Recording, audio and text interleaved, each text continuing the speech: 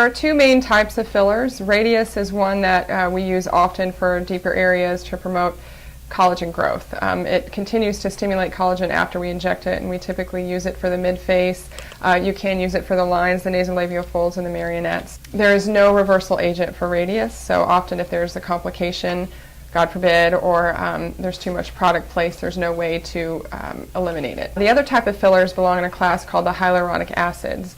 And there is an enzyme that can break that down if a patient comes in overfilled or has a side effect or you want to eliminate the product. Both work in similar areas. Basically, the difference between the fillers and hyaluronic acid is the size of the molecule and the way they're chemically bound.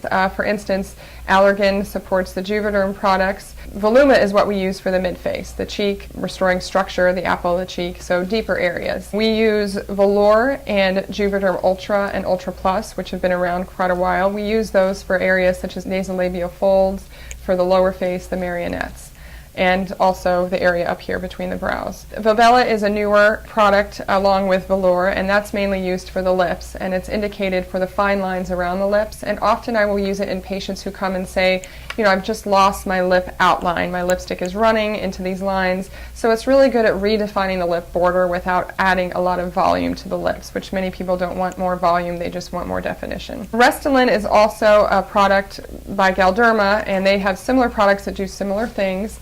For instance, their counterpart to Voluma is Restylane Lift, and that again is put in the mid-face to restore volume in the deeper tissues. Restylane Silk is for the lips, and we use that, and it's a subtle blend of volume and definition without going overboard. And it's a softer product, it's very forgiving, less lumpiness we found. Restylane Define and Refine are used in areas of the nasolabial folds and the lower face. Bellatero is another filler that is also just made by a different manufacturer, and it's a hyaluronic acid as well, and it can be used in deep areas but also in more fine lines and wrinkles around the face. And I often refer to this as my airbrush filler. So people with very surface level lines, it responds very well, it's very forgiving. You can put it in those areas and it just kind of evens it out. So I use all these products interchangeably. It really depends on the patient, what their desire is, and the examination of the face. Fillers can last anywhere from 6 to 9 months. I will tend to underquote the duration, that way I've set a reasonable expectation. Some of these, if you look them up and do research, they'll market them for up to 2 years, and that really is dependent on how much volume was used in the studies.